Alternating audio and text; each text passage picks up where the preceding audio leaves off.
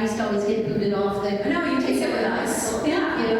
Thank you. Everyone's really excited that you're here, and you're excited to be here. I'm super excited to be here. First of all, I love Spooky Empire, and I haven't been here in so many years. And today, first of all, I've just never been part of such a busy Friday night, and it's been really emotional because the people that have come up to my table are just so kind and thoughtful, and your stories or just the movies that you love.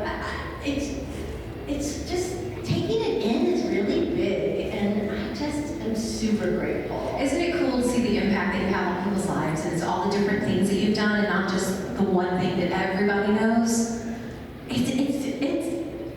It's mind-boggling, and the interesting thing as an actor, because I love it so much. I've been training since I was a little kid, and is that up until Heather and Robert told me about conventions, I didn't even know they existed. Everything was just in a void. Like, I made a TV show or a movie, and then I didn't know if anybody saw it or had an opinion about it. I mean, I try not to read reviews because sometimes people can be unkind. Yeah, it's not like live theater. You don't get the immediate applause and feedback. So coming to the conventions is kind of like... It's like, so I didn't know that I was in something that anybody, that moved someone or made them think about something or feel something, and it's so mind-boggling to me. And this is also kind of funny. When Heather and Robert invited me to go to a convention with them, I think it was maybe like 20 or 15 years ago. I had grown up with my dad on weekends taking me to RV shows and hunting and fishing conventions. So I was like, so do we stand by cars? Like, do we help sell RVs? What are you talking about? So anyway, and I went and I was like, well, this is way better than an RV show. So it kind of blew your mind. Totally, and it continues to. Sorry, there's a clown in the audience. Oh my gosh. Clowns are super scary. Oh my gosh, you look fabulous. So you've come out to a couple conventions now, you got a couple under your belt? I have a couple under my belt, and it never gets old. It's always moving, and Heather is really my ride or die best friend in real life. And I love that you guys are right next to each other in the room. Yeah. And so I just, follow her to the ends of the earth, and so it's always fun. Did that friendship start on the set? Yeah. And just carried on throughout. Did you get a chance to work with her? I mean, I know you've done a couple things, but have you done other projects with Heather? No. No, not really. She's actually also an amazing writer, and wrote this script called, I don't know, maybe she doesn't want me to talk about it, but it's a really cute script, and so we just shot the teaser for it, and it was really good people, so to hopefully that she'll get the financing to put it out in the universe. Yeah, and I get to play like this wacky mayor or something, just kind of like a bubblehead. Like, I wear a lot of house coats and different things. It's very charming. So you said you were acting as a child, like very, very young. Did you enjoy commercial work or TV shows? What really excited you? Well, my first thing, it was kind of a fluke. I grew up in Los Angeles, so I had access to the entertainment industry, not because anybody in my family was in it. I remember going to see some plays that my older sister had done, and it happened to be there was a theater in Los Angeles that the next season was doing The Innocents by William Inge, and the director said, do you want to read for it? And I was 11, and I was like, okay, and I got that, and it was just great. I played Flora, and then the following year I did The Bad Seed at that theater, and then that's how I ended up getting an agent. An agent came to see The Bad Seed because I actually did read those reviews because my dad read them to me, and the LA Times had said, the LA Times critic was sitting in front of my dad, and he leaned over to his friend and he said, I wouldn't let that little bitch anywhere near my house. So my dad was like, you're doing good. So a lot of people came to see that, and so then I just started doing commercials.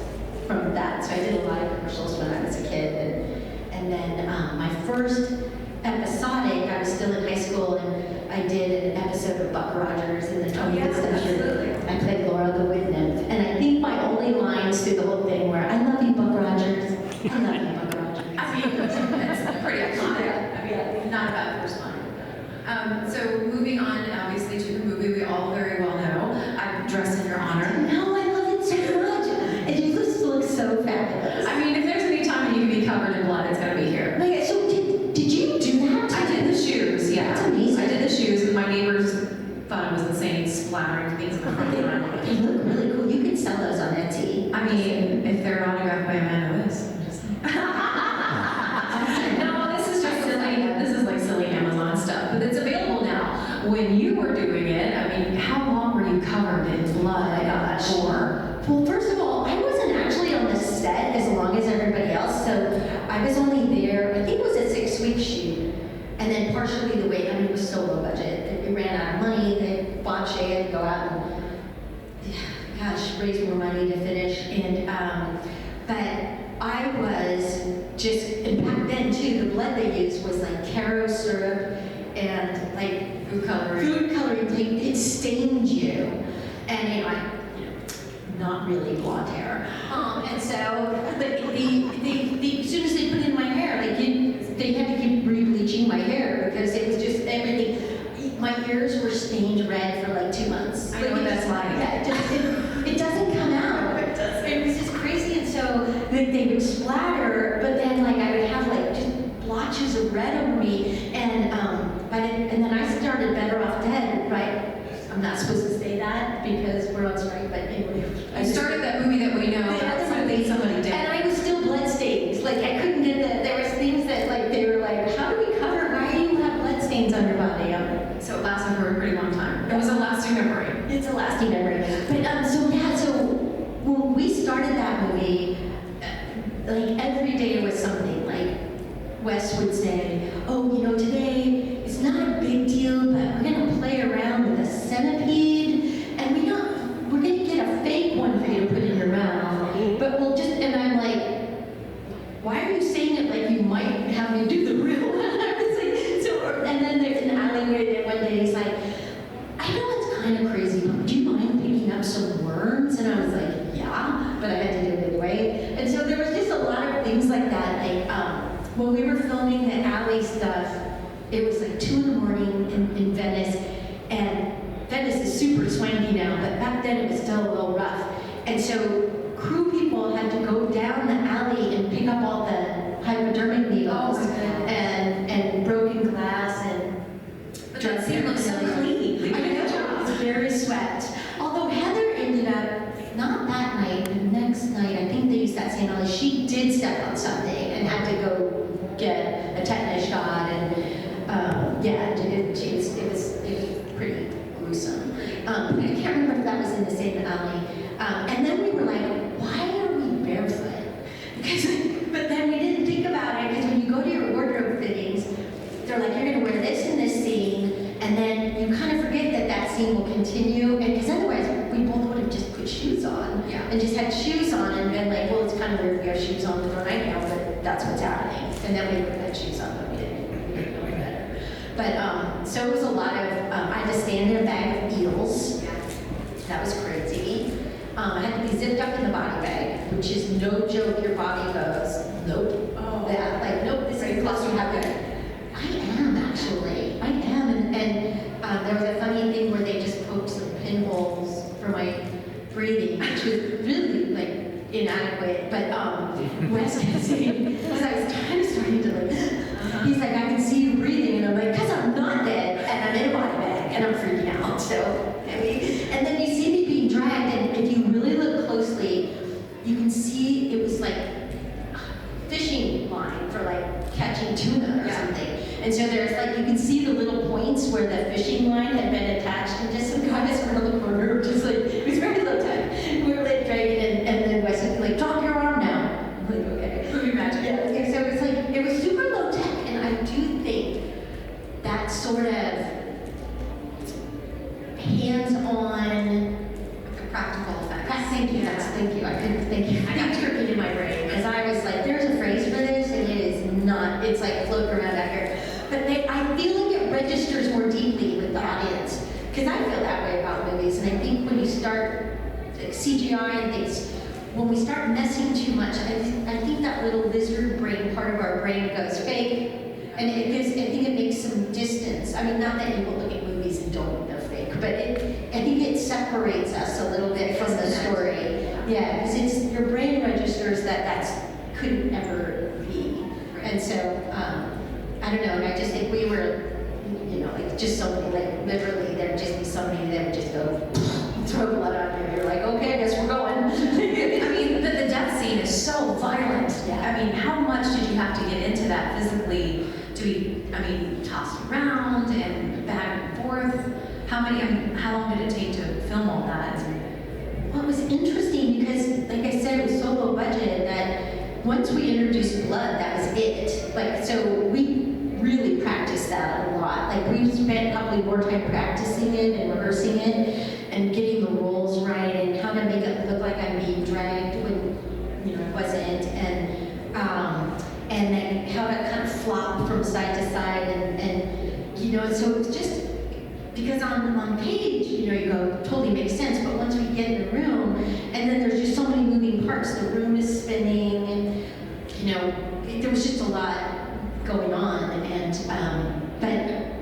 so we kind of did it in segments, and we did do it, but it felt a lot of pressure because I knew nobody had the money to redo it, so we had that one thing of wallpaper, and that, like I said, that blood it wasn't something that could clean up. It was basically like splatter paint. Yes, it was a one take kind of deal. Yeah, so I felt a lot of pressure to help Wes tell that story and to do it the way he wanted. And I think it ended up being even though I'm in it, it's something I find I just can't believe we were able to do that with no movie magic. It was all just really authentic. Doing it, and that's Wes' genius of such great communication and his ability to really help you understand how he wants to tell that part of the story, and it makes it so you really trust that he's helping you tell your part of the story the best way that it can be told. With the centipede in your mouth, just with the centipede in my mouth and worms on my hand and eels at my feet. I know he just repeats every day. He's like, I'm really sorry. And I'm like, oh, But you trusted him, and and look what we got for it, yeah. Yeah, it was so funny. And I remember the day with the eels, I was like, so don't these bite? And the guy was like, they've been defanged. And I was like, says who? Who defanged them? I'd like to talk to the defanged person just to make sure. And but they were just like, just do it, just get the bucket. We don't have time for your nonsense. Yes, sir. I'm like, okay, yes, sir, I got a paycheck, sir, thank you. All right, I know we have fans in the audience, and I know you guys are going to have some questions, so if you do have a question, shoot your hand up, and we'll go to you as we talk. So, did you have an idea of being the first of the victims that, it was going to make such an impact?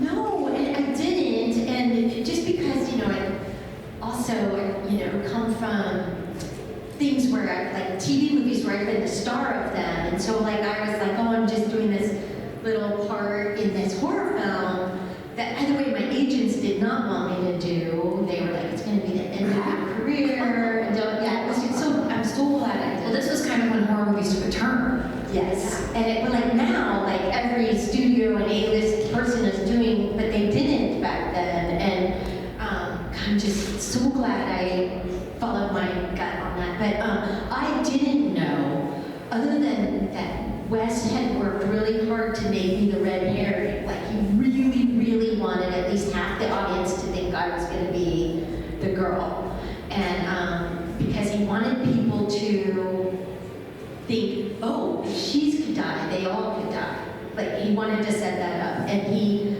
also really believed that all good horror is intrinsically sad. And that if you take the slasher out of it, you still have a sad story. And so if you take it out of that movie, it's the first generation of latchkey kids and children of divorce. And he really, that's the story he wanted to tell in the guise of, and then Freddy Krueger in that first one, realized Robert was only in that movie for 8 minutes or something, that he was the symbol of the fear and horribleness of all these latchkey kids, of like all the scary things that are going on in their lives without parental supervision and stuff. So it was like you have all these other little things in there. So I just didn't know. I didn't have any idea. Robert says he knew. Ronnie Blakely says she knew that it was going to be a big thing, but I didn't know.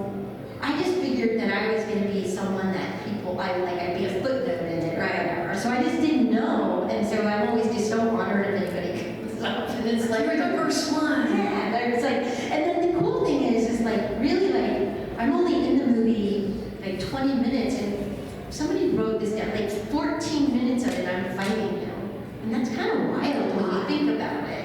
Like that really I'm just battling him the whole time, and that also was something Wes wanted to say, but in hindsight, I wish I would have asked him why there must have been a meeting for that. He had like a reason for anything he wrote or did, just like a little bit deeper meaning. And he knew it. He knew for it. sure. Yeah, he was a really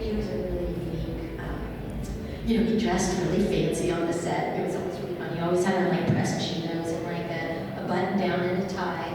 And after like 4 days, all of a sudden people in the crew started dressing a little nicer. He was very old school in that way, because when I first started as a kid, the people dressed pretty nice on the set. Even the crew, and they're working so hard, and now they dress way more comfortably as they should, because they're lifting and carrying and just keeping it all together. And but everybody started wearing their little chinos, and it was just it's interesting. It's a trend center. Yeah. Very cool. Do we have any questions? Just gonna go ahead, stand up. Hi there. Hi, thank you so much for coming. And two short things. One, I wanted to know what John Saxon was like. I'm older, so I kind of thought he was pretty hot myself. And two, I wanted to know, besides that film, what your favorite project you've ever worked on was. Oh my gosh. Okay, first, thank you. John Saxon. Oh my God. First off, he's smoking hot. And even when I was like so young working on that movie, he walked on the set and it was like, so handsome. I would be in movies forever. And now I'm like, I had no scenes with him. But I would find wherever he was eating lunch, I was like, is this scene taken? Because on top of being smoking hot, he worked with everyone, from Audrey Hepburn to Bruce Lee and he was such a gentle, kind, not self-effacing, but humble man. And oh my God, his stories, you're just like, because Robert has good stories too. He's also worked with a million people. And so sometimes you get the two of them sharing their stories, and it's like, oh gosh, I can't wait till I'm older and people want to hear my stories. But now young people, when you're on the set, don't want it. They're on their phone and they're like, get out of my way, old lady. That's what you have to say to us. We want to hear your story, so you're in the right place. So, okay, favorite projects. It's really hard because there's things that I've done.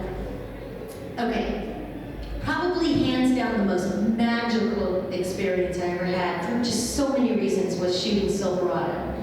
Just because it was such an all-star cast, and we were in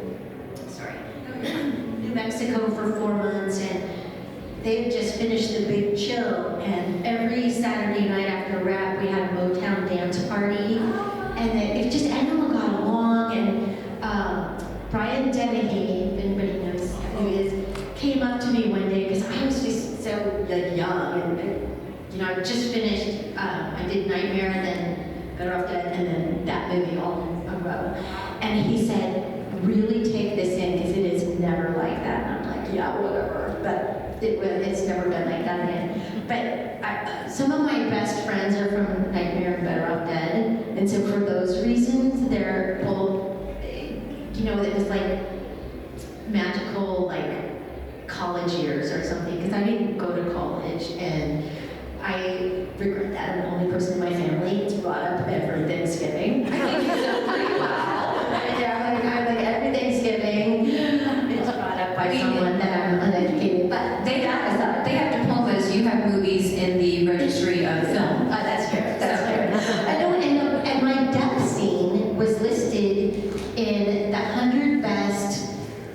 death scenes of all time, like by like the Martin Scorsese, like thing, and I was like, Take your diploma there. I know, I was like, I'm on like some fancy swanky list somewhere, so you can just like whatever about USC. We're gonna give you our PhD. Yeah, How about that?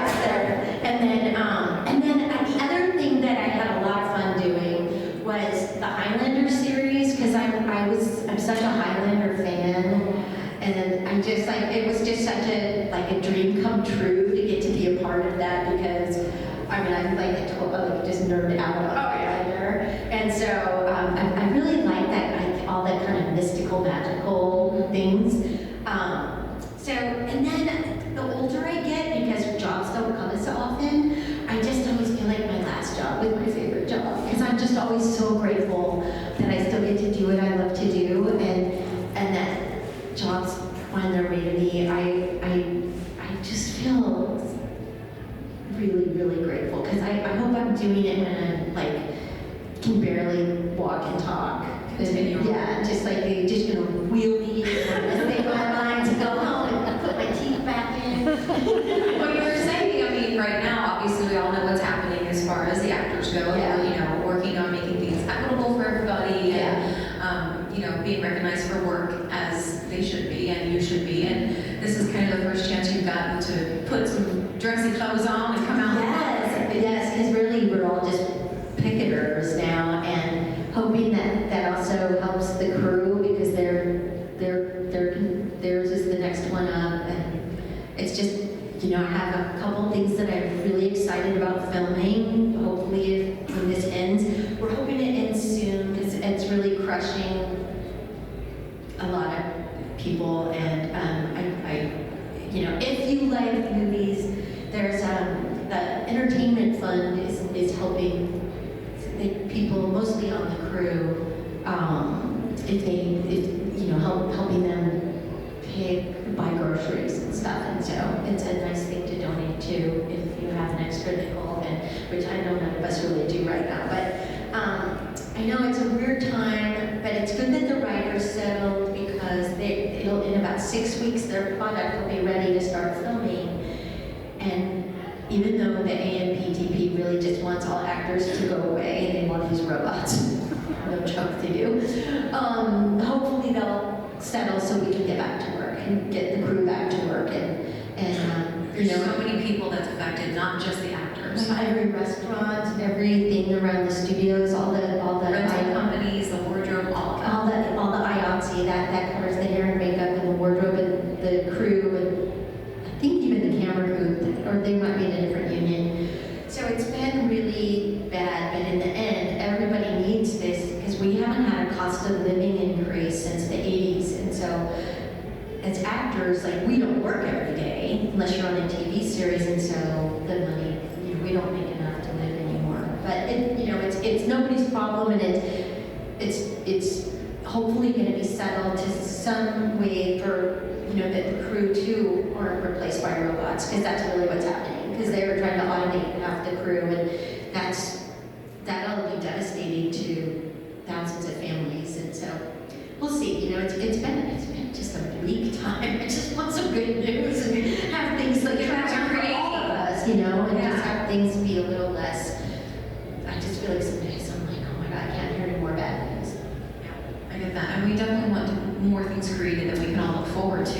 Yes, I mean, although I have been, because somebody was talking about how Suits, everybody's watching Suits on Netflix, and I'm like, that's so dumb. And then I started watching it. And then I'm like knee deep into like season 6 of like 2000. I don't even know how many, and my boyfriend is like, oh my God, what are you doing? I'm like, I can't stop now. Like, I've doubled down on it, I downloaded a bunch to watch. You're invested.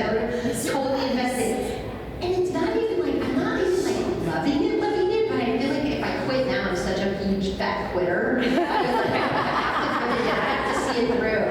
I gotta see what this is about. But so case in point, they've had 1 billion views and they'll never see a dime of it. So Something has to be done. Yeah, so, and if it had been on regular television, they'd at least get a nickel. So, Residuals, yeah. Anybody have other questions? Sorry for the long-winded. Oh, no, you're fine. Yes, go ahead. I'd like to hear about Cheers, or you remember he was working on that. Oh my gosh, okay. Where everybody knows your name. Everybody knows your name. It was so much fun. That was right when, sadly, Coach had passed away, and Woody Harrelson, so the first episode I did of Cheers, Woody, it was his first episode as well. So it was really fun that we were, and if anybody had, we play overweight kids who used to eat instead of having sex. And then we're both thin now, so clearly we've been doing it a lot. And so I come with my new boyfriend to visit him, and so a couple times I come back, and the writing was, you just can't, it doesn't get better than that for comedy, and the cast was so talented and very welcoming, and I would have done a million more if they had asked, but they moved on to a really hot blonde girl that you could she was like she became his girlfriend, because I think I was broken his heart. They were like, clean slate, you move on, move it out, make it in. You had other projects too. Yeah. Well, you know what was funny? At the time I was doing a pilot for a TV series in New Mexico it was called Independence. And the guy who played my dad was, oh my gosh, from Friends. Not Joey, Chandler's dad, thank you. John Bennett. Oh my gosh, I'm so sorry, I'm having senior moments right now. We will connect the dots. It's fine. I know, thank you for filling in the gaps. So that was like really fun, and so that first episode I was flying back and forth from New Mexico, and then the next ones I was just there, and oh my gosh. And first of all, doing sitcoms back then was so much fun because they had a live audience, and because I started out doing plays, it was so fun to have the immediate feedback, and you also knew we were tanking, it's like, this could be so funny, and then it's like crickets, and you see the writers out the corner of your eye going, cross that, and you're like, don't cut all my stuff, I'll be better, I'll be funnier next time. So yeah, it was really hard. You look over and they'd just be like, scratch. And you're like, can I have a new joke, I'll be better. Yeah. So I had a great show, great people. Thank you. What was your experience working on Dexter? Oh my gosh. That's one of mine I'll watch over and over again. Oh my gosh, so amazing. I only worked, I was only there like 2 days, and there had been a possibility that I would recur as the social worker who was checking on their kid, and that didn't work. They either hated what I did or something. I was just like, No, that storyline just changed a lot. So yeah, I think it was all over, because I think they were like kind of throwing some things out there to see what might stick, and I was a huge Dexter fan. So it was just so much fun to walk on that set and just go, dang, I get to be a part of this. Were you cool to just, like you said, being a social worker? Like, I would want to be in the Saran wrap. I know, right? I know, it was kind of like, wow, because I was just sort of like, I had on chinos and a pink sweater or something right here and a ponytail. I was like, this is so un-Dexter. I just want to be like super cool and has to be dead. Yeah. I was like, no, and I was just like kind of bitchy, and I was a total Karen. I was like, so how was your child? Well, that's kind of fun. Yeah, so it was fun. And I hoped I'd get to come back, but they went a different way. Because I think he would have eventually killed me. That's the thing that would have been fun. Because I would have been too close to figuring out what was going on by checking on the kid. And then they probably thought, well, that's just muddying the waters. We're just gonna fan fiction it. He Yeah. killed you. Yeah. In the future. Yeah. Well, you want to know what's so funny? So that one, and then right before and after that, no, was it right after? It was after that. I got offered this role on CSI. Oh, yeah. And it was like to play this serial killer's girlfriend who was also a serial killer. But I think dressed me like Farrah Fawcett. It was crazy fun. But the first episode, I just didn't have anything to do. I'm like sitting with like sister wives in a courtroom, and nothing was happening. And then like the second day, they come in with rewrites, and all of a sudden my name is Tina. I have a name. Because I was just supposed to be there to do this episode. I followed you. Yeah, and so it turns out like the writers were big Nightmare on Elm Street fans, and then the next thing I know, they're like, "Now you're doing like 4 more episodes." So like this whole thing happened just out of the love of the movie. You never know how it's gonna fall. I know, it was just amazing. And then the other thing that was cool was the lead writer on new Battlestar Galactica series, which is like one of my all-time favorite. That and Firefly. Okay, Just such a great team. that's my boyfriend's favorite, yeah. Oh my god. And I got to do an episode of The Rookie with Nathan Fillion, and I was like, Now that's hot. keep it calm, keep it together. Don't go crazy about being a brown coat. I'm like, oh, a brown coat. I gotta keep it in. I remember him from soap operas, and so when he got real popular, I was like, no, he's on my soap opera.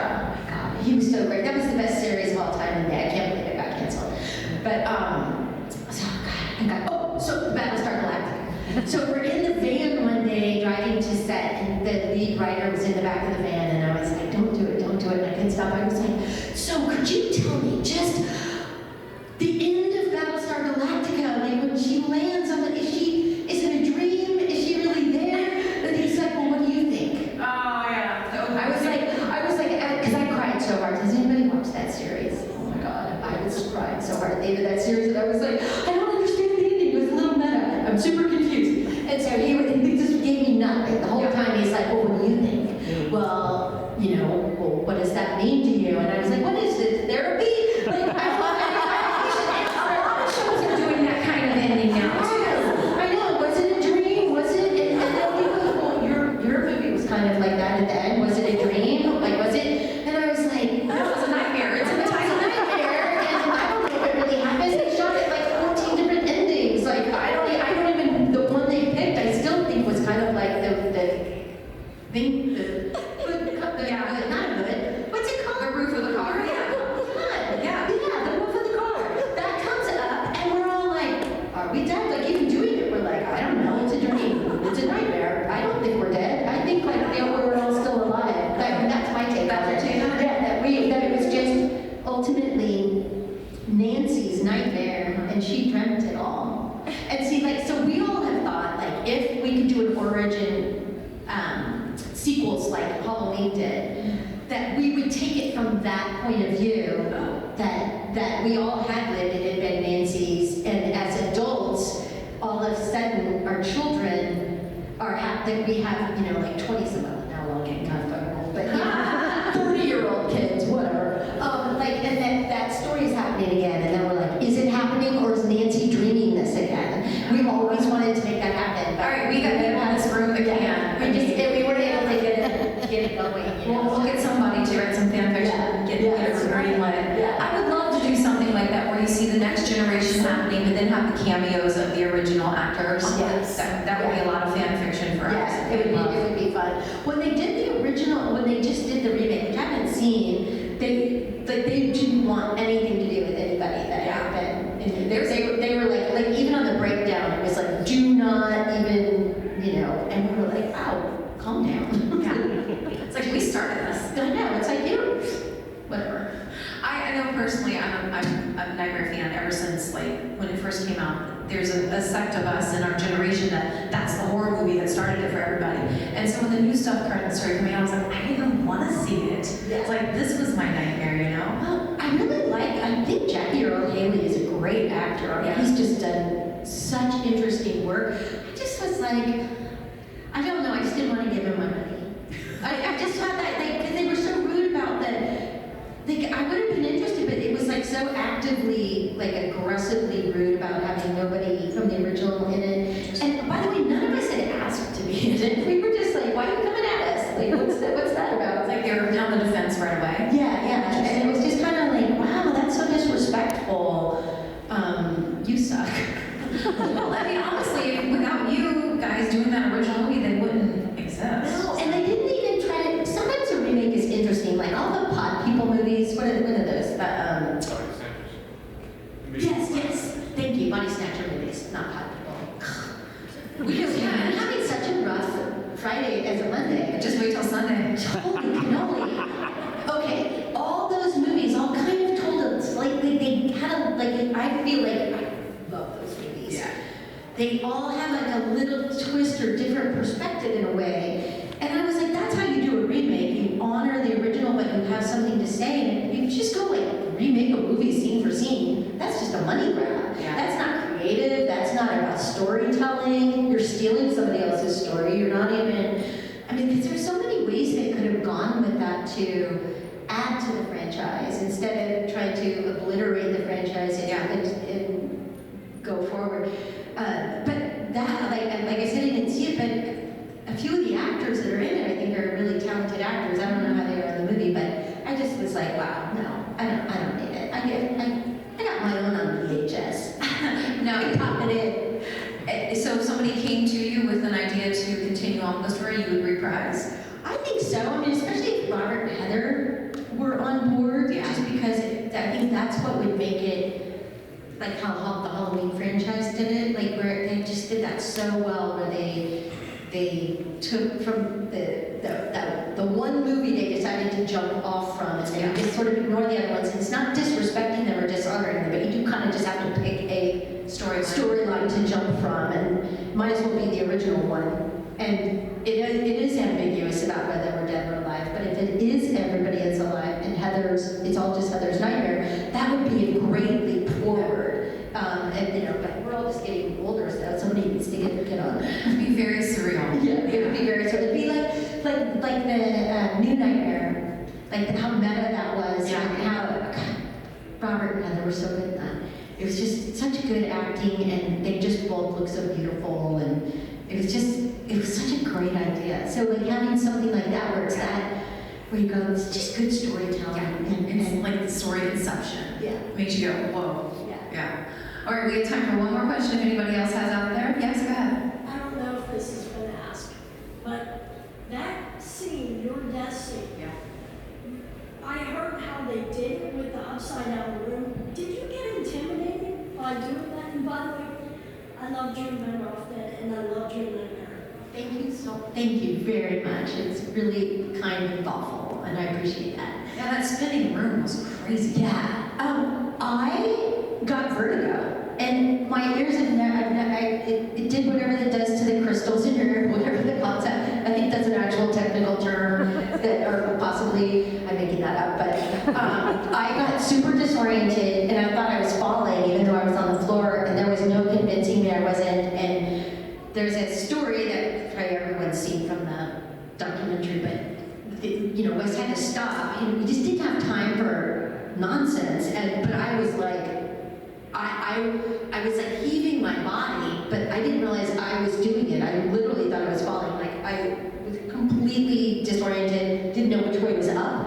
I thought that my head was swimming. I couldn't see, like my vision got blurred. It was really scary. So the room was on its side, and Wes pokes his head through a window, and he's like, "Look, you're on the floor." And I just was having none of it. Like I was like, "How are you doing that? You're horizontally floating through the window." Like I literally, he was like, so he's trying to talk to me, and then all of a sudden his head started swimming, and he went, "Oh my God, we have to get this child out of this room." Like, and the kids, he was like, "Oh," because I'd been in there like an hour, and so anyway,